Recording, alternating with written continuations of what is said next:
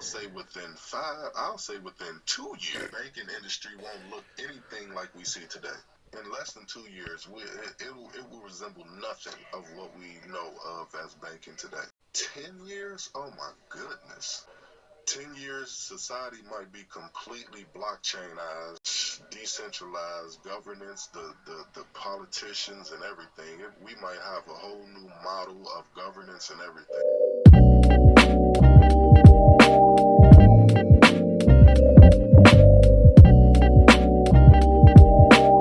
From the new home of Bitcoin and all things blockchain, Peckham, South London, this is the Genesis Block Education Podcast, and I'm your host, Bitcoin by Malks.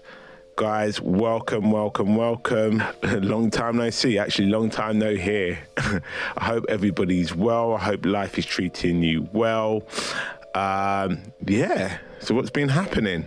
There's just so much has happened in the cryptocurrency, Bitcoin, blockchain ecosystem since my last podcast. So my last podcast, if you haven't checked it out, that was with Calcasa, where we focused on Bitcoin and the Lightning Network in Ethiopia. That was an amazing podcast and, had such great reviews. This industry moves so fast. I mean, in the time that I've been away, I think a month or two nearly, so much has happened. We've had the infrastructure bill and Congress in the US. We've had Coinbase essentially to be sued by the SEC if they bring out a lending and borrowing product. We've had Twitter recently incorporate Bitcoin tipping onto the platform. I'm not sure if that's rolling out yet. And we've had China ban Bitcoin for the 11th time, all right? It wouldn't be a Bitcoin cycle if you didn't have China ban Bitcoin numerous times. But actually, this time it looks real. It looked like China are really turning the screw on this one. So for me, I see it as a major positive. It'll be interesting to see what the US does, whether they see this as an opportunity to move or to become a leader in this space or use it as an excuse to ban it. So back to me. So just thinking about this podcast, I initially started it out just as a hobby, I guess. And it ended up in me having sort of some great conversations with various people who are embarking on this space, whether they're experts, technicians, protesters, techies. I had some really eye-opening and great conversations. But yeah, this podcast has actually opened up a door to another opportunity for me. And that's to use my professional skills as an accountant in a startup company, which is a subsidiary of quite a major company within the space, which is trying to build out the ecosystem. So I guess I'm moving from standing on the sidelines and talking about what's going on to actually getting into the game, put my boots on, getting into the game and getting dirty and understanding where this technology is really going. So it's a really exciting opportunity for me. What it means is I won't probably have time it's not like I had that much time to begin with, but I won't have as much time to do some of the Genesis Block education stuff that I'll be doing. It's only temporary. These things are only temporary, and I probably will be back with a bang. I'm back with a lot more knowledge, a lot more hands-on experience, and a lot more insight to really keep educating over the long haul. Because, guys, this is not a flash in the pan thing. This is something that's going to last growth, innovation that we're going to see for decades to come. Yeah, so this is not by any means farewell. This is farewell, probably for now. As this is my last podcast for now, I've decided to go back into my archives and to find a conversation I had a few months ago. Now, this conversation was with Bennie Overton. If you haven't heard any of my previous conversations with Bennie Overton, please have a look back at my podcast entitled Bitcoin is Freedom, also the Great Bitcoin Bull Run. They are both with Bennie Overton. And just a little bit of a summary of Bennie. Bennie is a crypto expert, enthusiast, a guru if you like, but he's currently incarcerated in a US federal prison. Now, I'm not gonna go into the stories of how I connected with Bennie. If you want that, please listen to the older podcasts. In this episode, we recorded it about 4-5 months ago, but it was just, the sound quality was so bad with it. Obviously, Bennie's inside and the facilities in order to talk to him are not fantastic. So it just impacts the sound quality. So I had to shop it around to different sound engineers to try to just rescue it and rescue the sound as much as we possibly could. And what I'm presenting to you today in this podcast is the best that we can do. So please, you will have difficulties hearing some elements of it, so please bear with us. So today's podcast is called What the Fuck is DeFi? Sorry for those who are offended by my swearing, but it was relevant to this because DeFi is something that we hear about so much, and when I came across DeFi, that was my reaction. What the hell is this? I don't want to say too much about it, but I'll leave it all to Bennie. But DeFi could potentially be the unwinding of the existing banking system that we have today. It boasts to deliver a lot, and it is hugely disruptive for the banking industry. But it's something that's not being used by the masses, just because people just don't know about it or they're just not educated on it. But it's going to be something that will impact how we bank globally. And when I say globally, not just the elites, everybody, in my opinion. So Bennie, obviously in his genius, he explains what DeFi is. Please bear in mind, this is 4-5 months old. So a lot of the concepts, a lot of the ideas have moved on.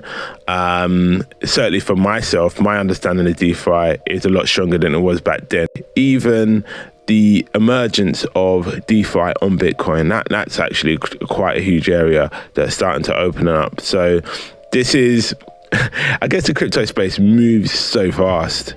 And, having a month, even having 2 weeks out, you're old. Some of the questions may not be great for me, but I think, the concepts are still the same. The principles are still the same. Still believe you can get a lot out of this piece. Also want to just give a mention out to Bennie's mother. I won't say her name on the radio, but she knows who she is. I just wanted to thank her for reaching out to me. So I've lost a bit of contact with Bennie. I haven't been able to engage with him. As you can imagine, having a phone inside prison is probably not ideal. For me, this was not just about me putting out the last podcast. It's also just really having an opportunity to share Bennie's knowledge and his insight on this industry. I really want it to be an opportunity that when Bennie finishes his sentence, he's able to have these as something that he can just use to leverage himself into this financial ecosystem and really build out a career for himself once his sentence is over. And for me, it's just an honor to support him in this way, and I thank him for giving me the opportunity to get his knowledge and views across. Given Bennie's situation, in the show notes I've included his Bitcoin and Ethereum wallet addresses. Please, if you feel that you're getting any value out of this, donate. It'll be good just to support Bennie, thank him for sharing his knowledge, and hopefully he can use whatever funds people provide for sort of legal support, even just to buy something for his son. Really just give what you can. We appreciate you. We appreciate you for listening first and foremost. And I just wanted to make note of that. So please see the show notes. Also, articles by Bennie will be in the show notes. So guys, this is not goodbye. It's goodbye for now.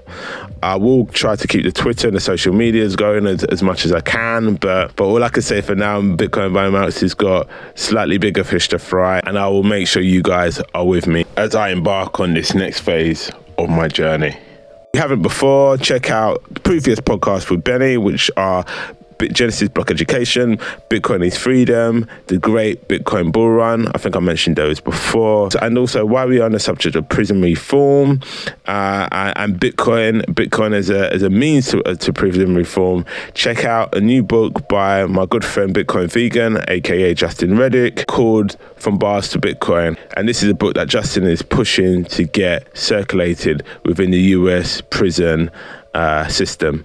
What you could do to support is obviously buy the book, read it, and share it. That's enough ranting for me. As always, please check out my website, bitcoinbymouse.com.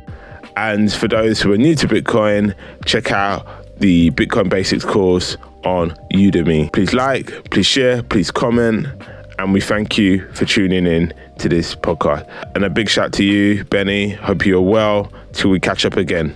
Over to you, Benny. As always, to start off, Benny, I've got to say, how are you today? How are you doing? I'm hanging in there. I'm doing great. I just want to say, thank you for your time. We did the Great Bitcoin Bull Run podcast, is doing some good numbers. I wanted to do bigger numbers, but just listening to that as I was editing it, it was just such an eye opener. I'm still getting messages back from people. Just appreciation of the knowledge that you're sharing. I really believe what you're putting out there will, in the long term, bless you. So keep with the knowledge, and that's what we're going to do again today, because today we are talking about probably one of the most important aspects of the whole cryptocurrency space, which I feel in some situations or in some circles it is quite overshadowed, and that's DeFi, because it is a bit of a mystifying space. And I say this as an accountant of 20 plus years. On paper, I'm seen as a person who understands finance. But when I heard about DeFi and when I looked at it, it was just so confusing.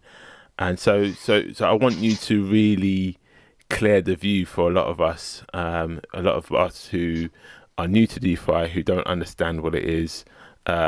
You are the person, you have that gift of breaking down very complex ideas and making them simplified. So it's a pleasure to be speaking with you on this subject. And for those who have just are listening to the podcast, the title or the name of this podcast today is, well, we were going to call it What the Hell is DeFi? I'm going to call it WTF is DeFi, because I think that is how I felt when I first came across DeFi. I was like, what is this?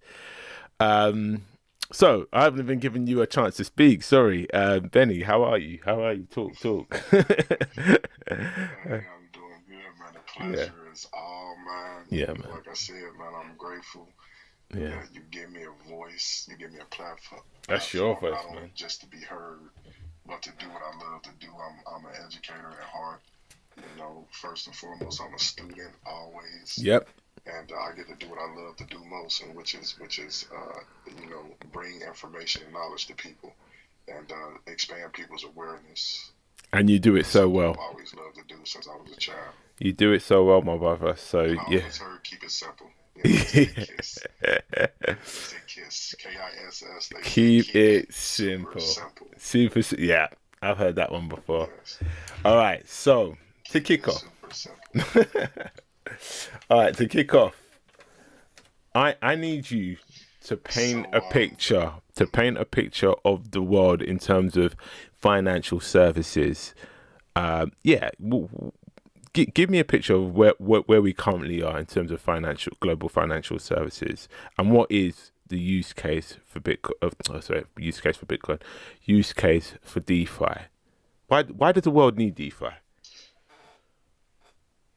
Okay, so I mean, before anybody can really get a grip on what DeFi is and why it's so mind-blowing, you first have to understand the traditional financial system, the old world financial system. And if you don't have a grip on the old world financial system, DeFi really doesn't make too much sense. It looks complicated, and and it's like, why do I need that? So just to touch, just to touch on the history of finance. Go for it.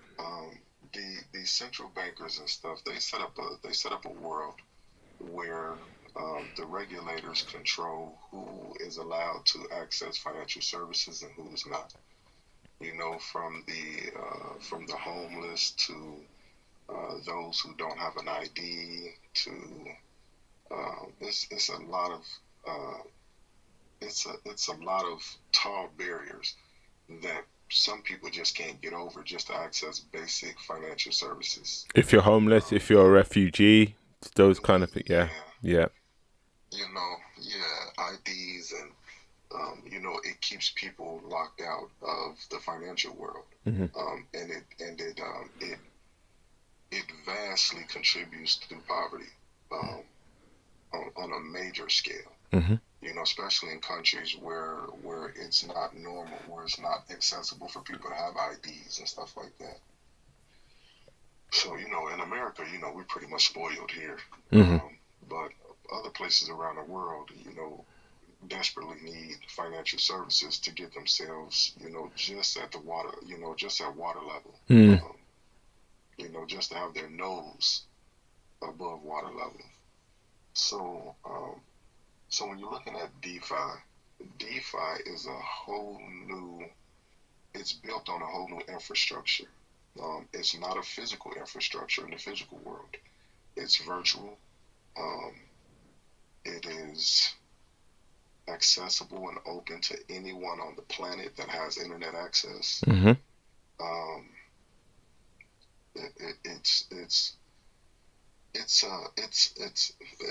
It offers the same services that the traditional system offers without the barriers. Right.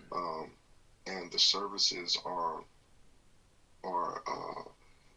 they can offer you, you know, more bigger gains, returns, bigger interest rates, faster loans, and because there's no overhead, there's no employees.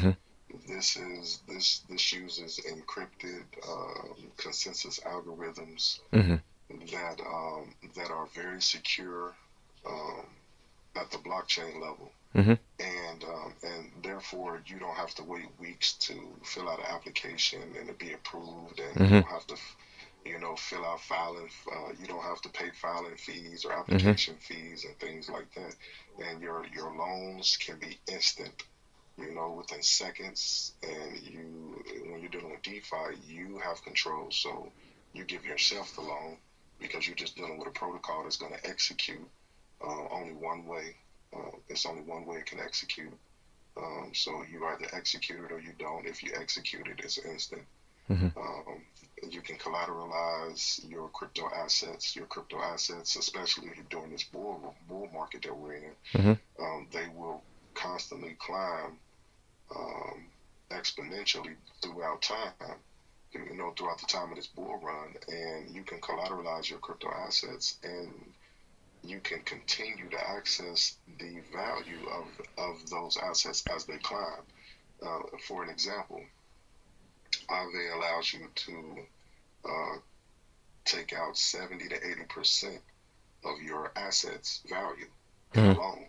Oh wow! And so if you have $10,000 worth of assets, you can take out $7,500 in loans, and that is, you know, and you're doing it yourself. Right. And if you take that loan and buy the same assets that you can lock on there, you can take that $7,500 and lock it back on there with the $10,000 that you already had, and you can access, you know, 70%, 80% of that $7,500 also with the $2,500 that you left on there.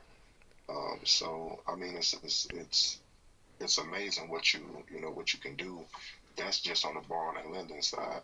Right.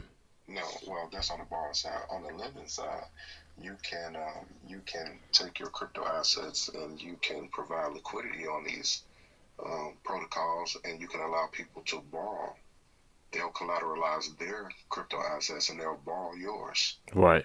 So you can provide stable coins and other coins if you want.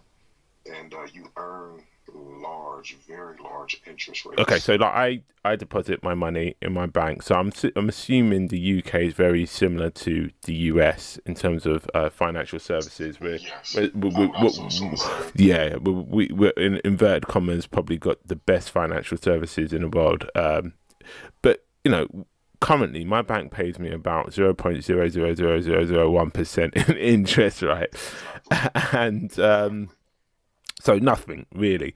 How is it that DeFi is able to pay some of the ridiculous returns that I'm hearing? I mean, for me, not for me, but a lot of people would believe it's a scam or too good to be true. So can you just kind of elaborate on that? Basically, the liquidity providers, when they provide liquidity, those who are borrowing, they have to pay back a certain amount of interest. Then you also have governance tokens. So Aave has a token. It was called Lend, and now they changed the name to Aave. And as you can see, last year it was about $7 or $9. Now it's nearly $400 now. Wow. The Aave governance token. And just like MakerDAO, the governance token helps to balance things out and helps to pay dividends. So the governance token, it helps to balance things out for the protocols and for MakerDAO for their stablecoin DAI. So I would imagine the Aave token similar does something if they need something to be provided or to balance something out. I'm pretty sure the protocol can make up for it by selling those tokens, the governance tokens. Sure. But also you have liquidations, and when liquidations happen, they charge you a 10% fee for being liquidated, and they give you all the rope in the world to not be liquidated, because that's not what they want. They don't want anybody to be liquidated. But you know, you look at a person like me in my situation, and of course I'm going to be very aggressive. Yeah. So I've been very aggressive in my borrowing. I've been liquidated quite a few times. Right. But every time I got liquidated, it was the coins that I had bought with the loan. Right. And they never took back those coins. They only took just a small amount to get me below the loan to value, what they call it, LTV. Right. To get me below that 70% loan to value threshold. Right. That's quite an attractive threshold. Yeah. All the times I've been liquidated, I never lost any of my principal that I started with, and I never even lost the total amount of assets that I bought with the loan money. Okay, so just to kind of summarize, my takeaway is DeFi is open finance, so it's instant, open access to finance, and that's for anybody. So it's neutral. So we're talking, So it's permissionless access. So you don't need an ID, you don't have to have a credit check. And it gives you sort of access to various financial services. So I guess it gives people not only more control, but I guess total control of their finances. Is that about right? Yeah, that's true. That is true. I wanted to add. Yeah. I wanted to add this, that there's no employees, there's no overhead. Yep. It's completely peer-to-peer and decentralized. So the lenders, they get 100% of everything that comes from the borrowers. Right. Or whether it's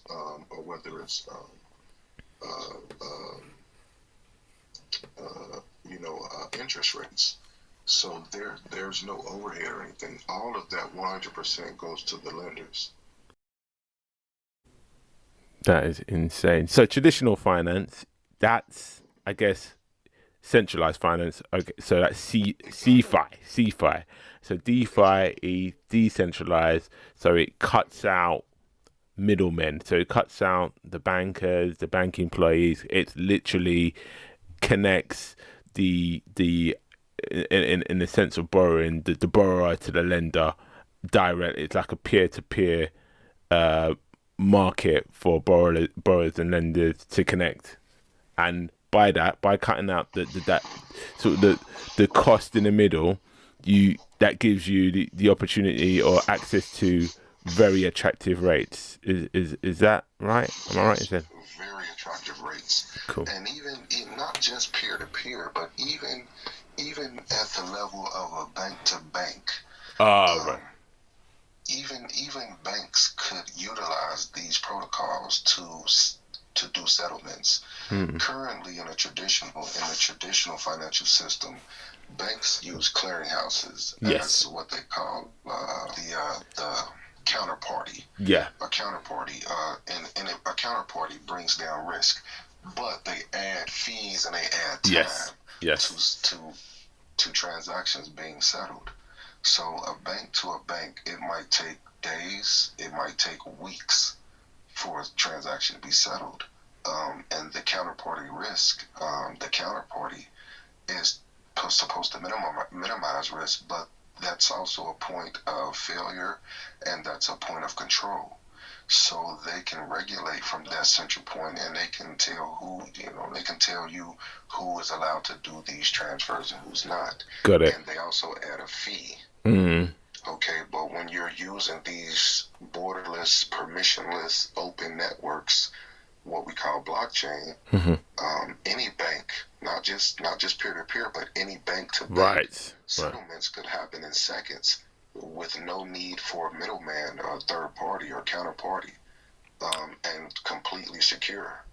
So eventually, they're gonna be big, and regulators to allow them, to take the noose off of their neck and allow them to access these. As we can see, Visa has already taken that step. Yeah, that's a huge one. So it sounds like a huge benefit of or strength of DeFi is disintermediation. So there's removal of middlemen, and it's just cutting. Yes. Yeah. So there must be some sort of backlash from sort of traditional finance, or is DeFi not yet big enough to really cause problems for these old banking institutions? Are they scared of DeFi at this point in time, or not? It's just not. I would greatly imagine that they are extremely terrified. Right. Because DeFi is definitely big enough to cause them problems. But what's going on is that the world is being distracted. Right. They're not being educated or even know or understand or even have a clue that DeFi is here and ready for use. So I think the major thing that's keeping them from not panicking is that they know majority of the world has no clue that DeFi exists. And those who do know it exists, they're kind of like, well, what is it? And then you have another small amount of people like myself who are actually utilizing it. So out of 7.5 billion people on the planet that can access these networks right now and benefit from what they offer, there's probably less than 100 million people worldwide that are actually using DeFi. That's insane. But anyway, this is what this is what you're here for, Benny, to really share your message and give the knowledge to the masses. And I'm sure after listening to this podcast, a lot more people are going to do their research and look into DeFi. This is what Genesis Block Education is all about.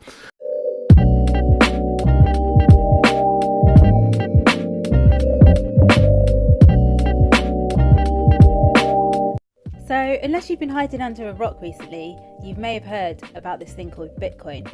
Bitcoin is everywhere at the moment, with people saying it's one of the most important inventions of the 21st century. If, like many people, you're still not sure or haven't got a clue what all the fuss is about or where to start on your learning journey, Genesis Block Education has the course for you. The Bitcoin Basics Beginners course is now available on Udemy. It's packed full of lectures, activities, and easy to follow resources which will give you the fundamental knowledge on what Bitcoin is, what makes it so valuable, and most importantly, how to obtain and secure it. If you want more information, please see the show notes or visit us at bitcoinbymarks.com, the Bitcoin Basics course. Without Bitcoin, there is no cryptocurrency.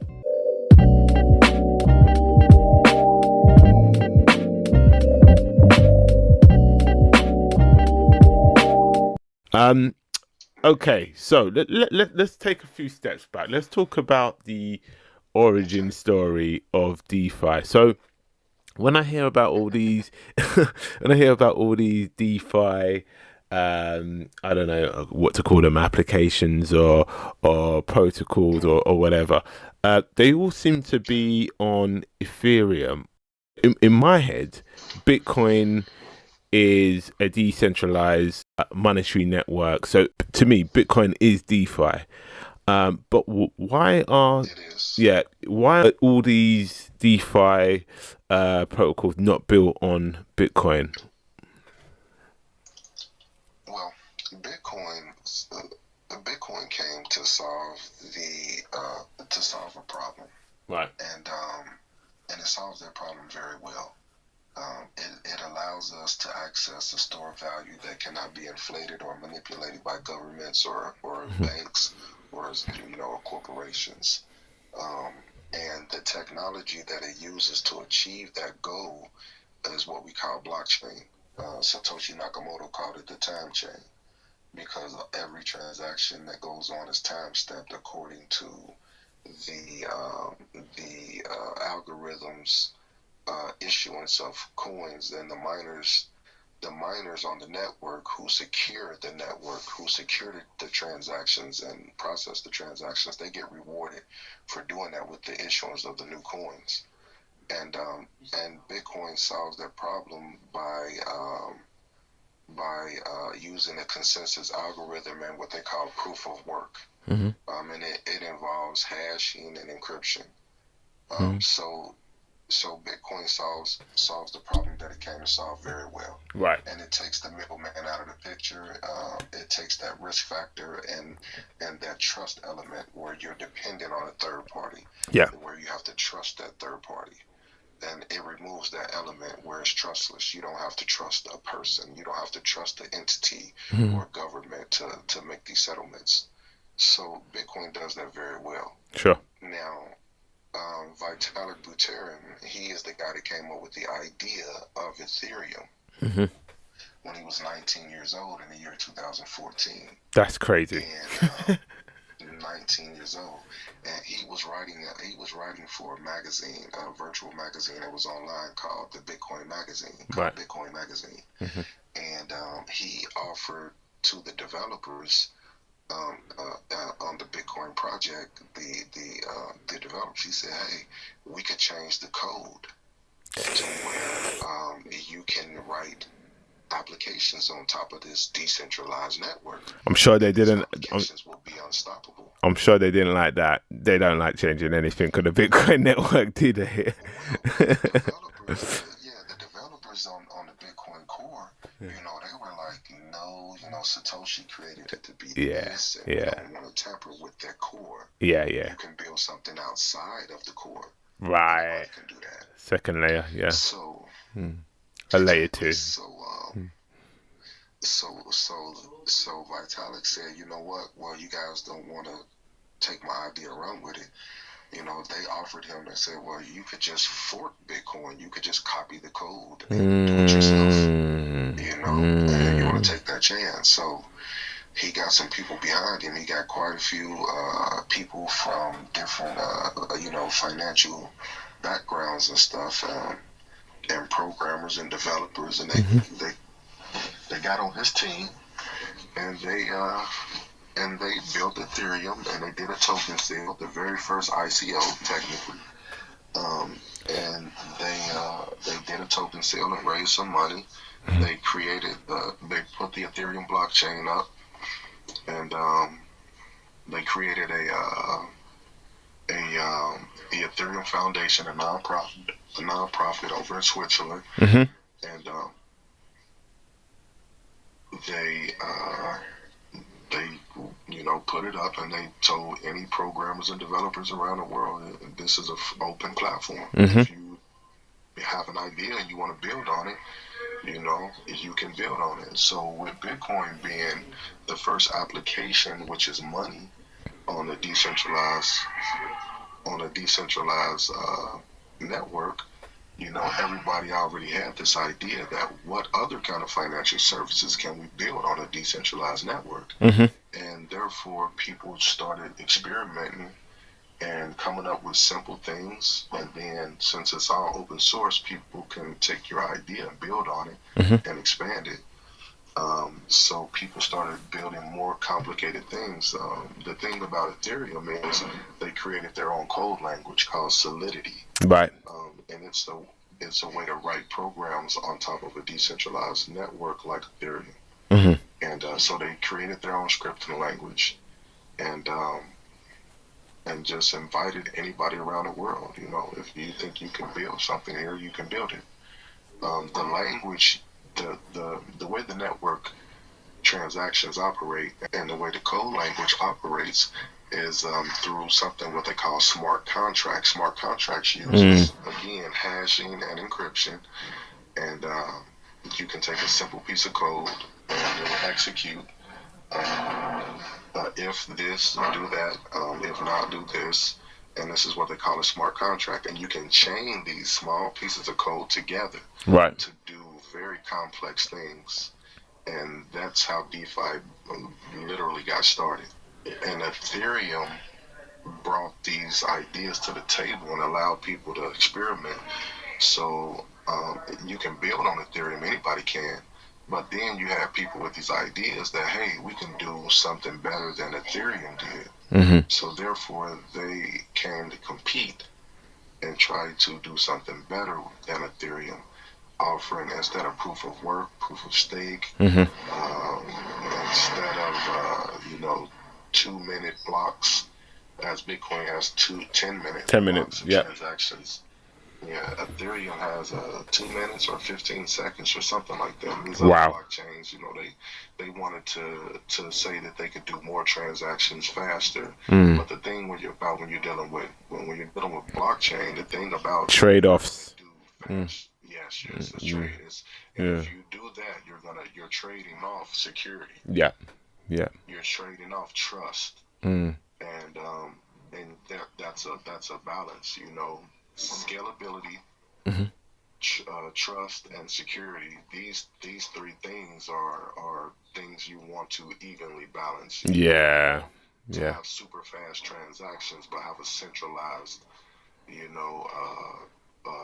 number of just validators who are going to verify the transactions, and they could literally come together and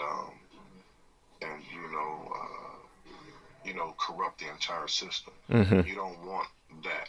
And that's what a lot of these other blockchains did. They gave up security for speed and scalability, or they gave up trust. They brought the whole trust thing back. It's a balancing test. And Ethereum is doing a great job at, learning from mistakes and keeping that balance, decentralized all the way around the board. Great. So that's how DeFi got started. That's a short version of it. Yeah, of course. You did touch upon how in 2017 in the ICO boom, how Vitalik used Ethereum to raise funds. What part did Ethereum play in that 2017 explosion of ICOs? Major part. Because majority of the ICOs were either projects that wanted to build on Ethereum, or they called themselves trying to compete against Ethereum. So one way or the other, Ethereum had everything to do with the ICO explosion. Yeah, because that's technically fundraising, and normally an organization which needed funds would either go to a bank or they would go to, I don't know, venture capitalists. But it seemed that, using these smart contracts and these protocol, organizations were literally, projects were literally minting money out of thin air. And I'm sure, 99% of them were failed or were scams. But I think even if we look at the ICO boom, that was probably a good case study of DeFi, right? Am I right in saying that? Yeah, Well, I wouldn't say they minted money out of thin air. Okay. Basically, anybody can create a smart contract Right. and create tokens, their own token. Yeah. And basically, what they were crowdfunding. Right. Crowdfunding. Right. Yes. Token. Yeah. Yeah, they were crowdfunding and fundraising, same thing. Right. They were crowdfunding using tokens that they had created, Mm-hmm. and they would accept. Typically, they would accept Bitcoin or Ether Right. tokens to raise funds to get their project off the ground. Mm-hmm. And one thing about the regulators and the ICO boom and the corruption came in where some of these projects were offering people returns. They were promising or offering that, you will have returns if you put money into this project and get this token. Right. And that's what you cannot do if you offer a return or you promise any returns. Basically, that's a security. That's an investment security, and that's against the law if you haven't registered with the SEC, the Securities and Exchange Commission. Is that XRP's issue at the moment? Ripple's. That is definitely XRP's issue at the moment. Right. Yes. And since you brought up XRP, just let me touch on a few things about XRP. Yeah, go ahead. XRP uses what they call, because I can use them as an example of what happened in 2017 with the ICO boom and why we're still seeing ripples of that. Yeah. Excuse me. That's you.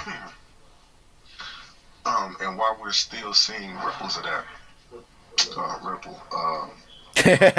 Ripples.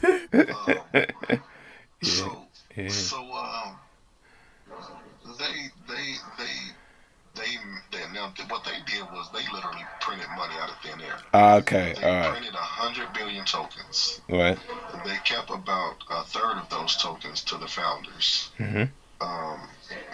And they didn't create a blockchain network like Bitcoin or like Ethereum, where a decentralized platform allowed miners to come in and secure the network and nobody controlled it from a center point. They didn't follow that model. Mm-hmm. They printed 100 billion tokens, and they said they were going to create what they call a distributed ledger system. Mm-hmm. So it's blockchain with all of the major points of blockchain taken away, mm-hmm. such as decentralization. They took that away.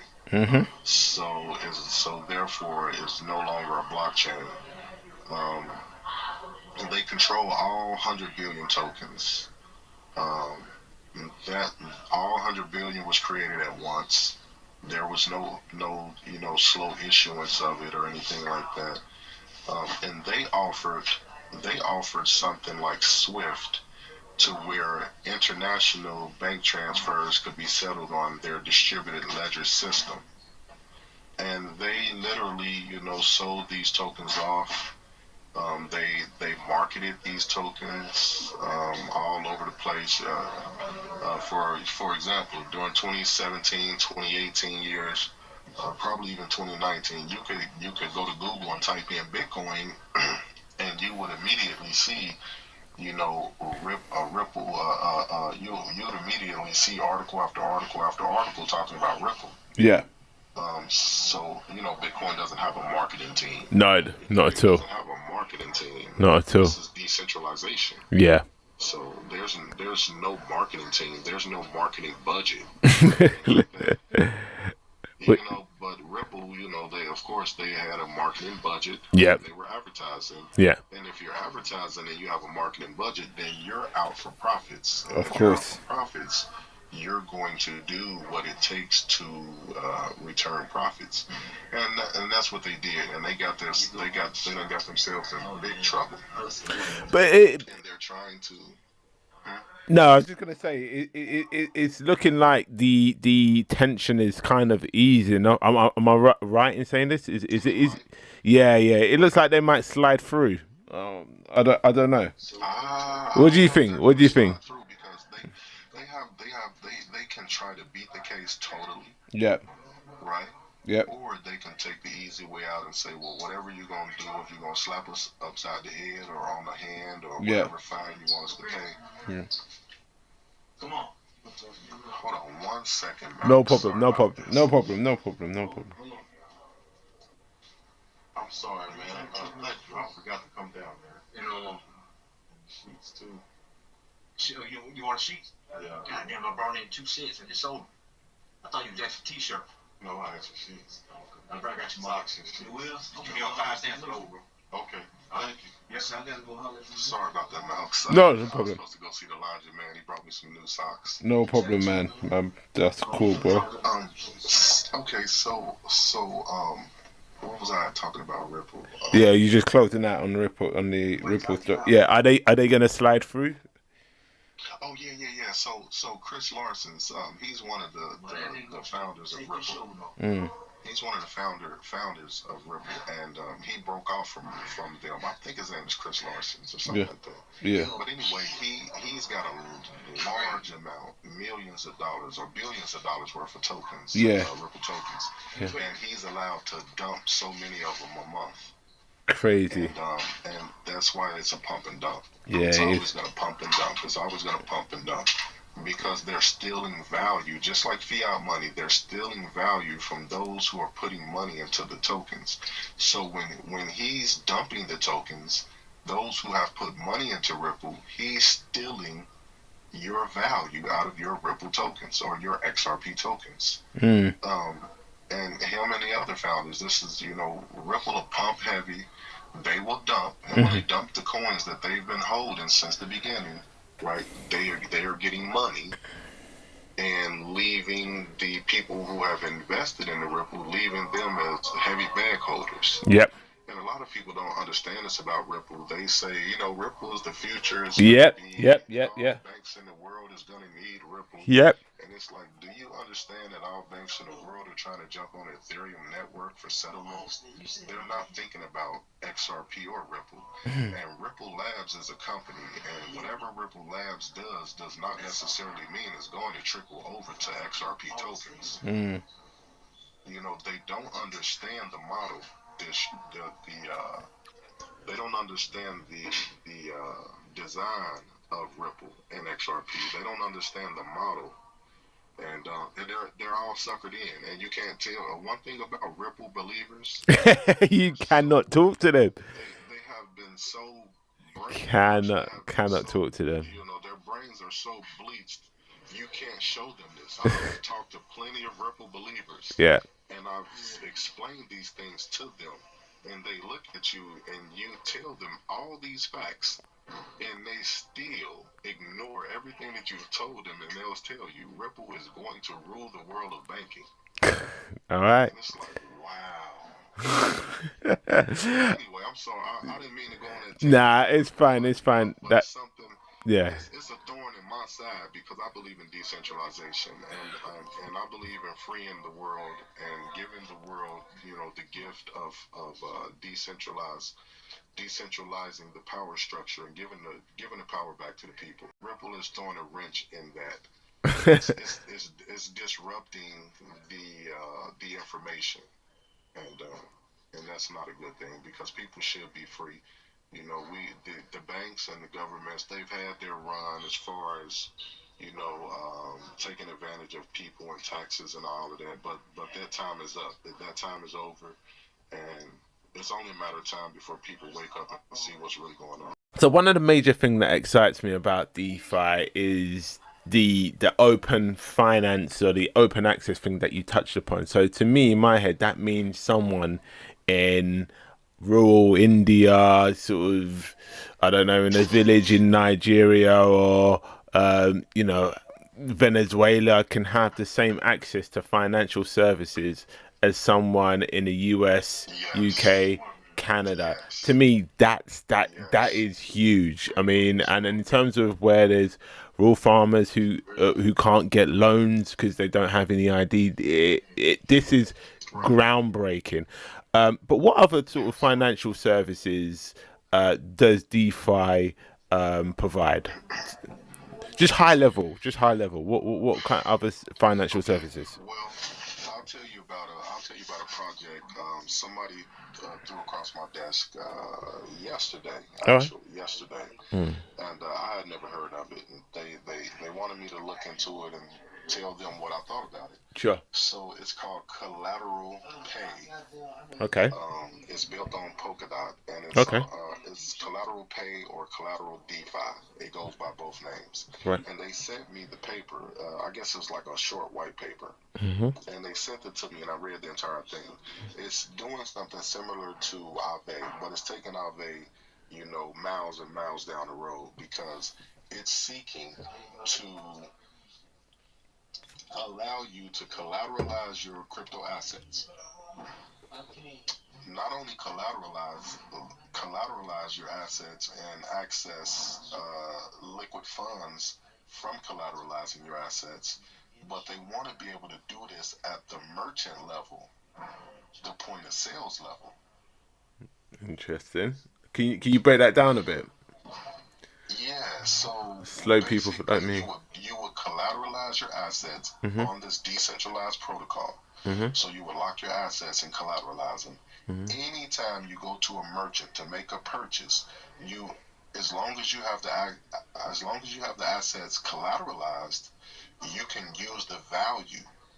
I would imagine it would be similar to Aave. 70-80% of that value you would be able to access at the point of sales, where this protocol will pay the merchant, and you pay the protocol back. And as long as you have the assets collateralized, you can always pay the merchant at the point of sales. It's similar like a credit card or like a debit card. Right. And here's the thing. Because when you sell cryptocurrency for any kind of gains, especially in the United States, you're liable for what they call capital gains tax. UK too? That's a UK too? Offense, yep. I would imagine. So, if you collateralize your assets, your crypto assets, your crypto assets, and you use those, you're not using it and you're not selling it, but this protocol is going to pay the merchant for whatever product or service you're getting. They're gonna pay them, and then you pay back that protocol. Because you're never selling your assets or selling any crypto, you're not liable for any taxes. So they're saving you from any kind of taxable event. Now, that is huge. Now, behind the scenes, what I see in my mind, behind the scenes, what's going on here is that they're giving the banks or whoever they're going to utilize at the point of sales point, they're giving them an opportunity to stay in the picture, is what it sounds like to me. And if they don't agree with them, because in order to get this, in order to have this available at all the merchants that they're looking for, all merchants. In order to do that, the merchants are going to have to create some kind of accounts or something with this protocol, or through some kind of bank in the protocol or something. But obviously, they're trying to give them an opportunity to stay in the picture, because if they don't agree with this, if they don't agree with this model that they've come up with, they're going to build something else that's going to go completely around it. Yeah. They're going to find a way to do it. And that's one thing about software. You can write the code to do anything you want it to do. It's just about how much time you're going to put in, and how many minds are actually trying to figure this out. But it's going to happen one way or the other. And collateral pay or collateral DeFi is not active yet. I searched for a coin. Their coin is not out yet. But I would imagine one of the founder is from the banking industry. Right. So he knows he knows the ins and outs. So I mean, that's huge. They're trying to tackle a huge problem, and eventually, if they don't do it, somebody else will. Got it. So it's so much going on with DeFi. There's so many things, so many ideas out there. Stable coins are part of DeFi. Stable coins are going to be the death of the dollar. Simple as that. Not Bitcoin, not Ethereum. That's another thing. Talk a little bit more on that. Talk a little bit more on that, because that's quite a controversial thing to say. About the dollar being killed off by murdered. Yeah. Yeah. And okay, actually, before you do, can you just briefly summarize what a stable coin is? I mean, I understand what they are, but can you just, for the listeners, just explain what a stable coin is and how it works, and how it's going to kill off the dollar? Okay, so basically a stable coin is a token, and it is one way or the other, directly or indirectly, tied to the value of a dollar. Okay, so directly tied to a dollar would mean they have actual dollars somewhere in a vault, and they have these tokens that represent those dollars. Right. That's a stable coin that's directly tied to the U.S. dollar. Then you have a stable coin that's indirectly tied to U.S. dollar. It might be something like that, where you have real crypto assets like Ethereum. You might have Ethereum behind this, and they're using the dollar value of Ethereum to measure or to give the dollar value to these DAI tokens. Right. And then you have the MakerDAO protocol, and you have Maker tokens. These are used; they are sold off if need be to balance out the DAI tokens to keep them at the value of a dollar. Right. So these are what stable coins are. Stable coins, like I said, they're tokens. They're crypto assets. And you can transfer these anywhere around the world, 24 hours a day, 7 days a week, without needing permission from anyone. And no one can stop you from transacting with these coins anywhere around the world, 24 hours a day, 7 days a week. So therefore, it has so many more advantages of what the dollar can actually do. So how does that compare to like CBDCs? And let's say if the central bank, release a central bank dollar. I mean, is that something that would be toe to toe with a stablecoin or not?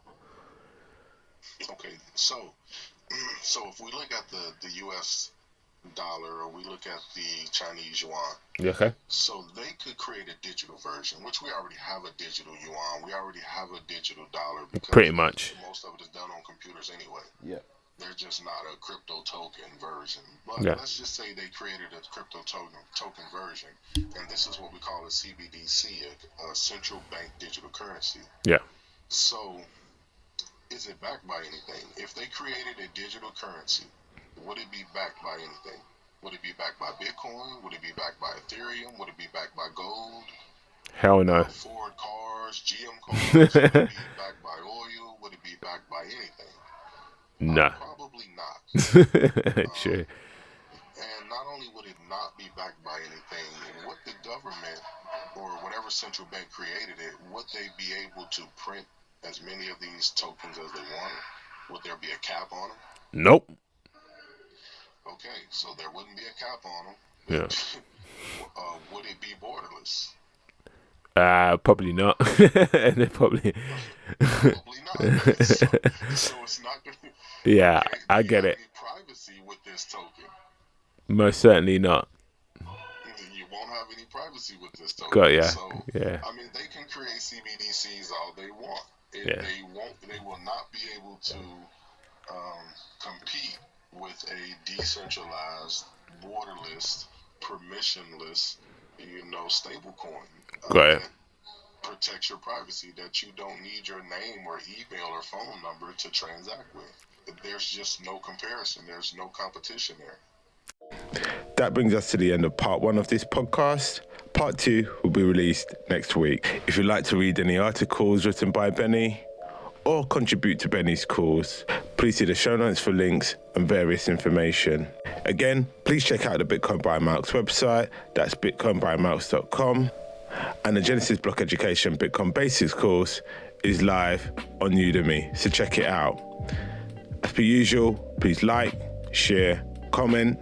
This is the Genesis Block Education podcast. I'm Bitcoin by Malks, signing out.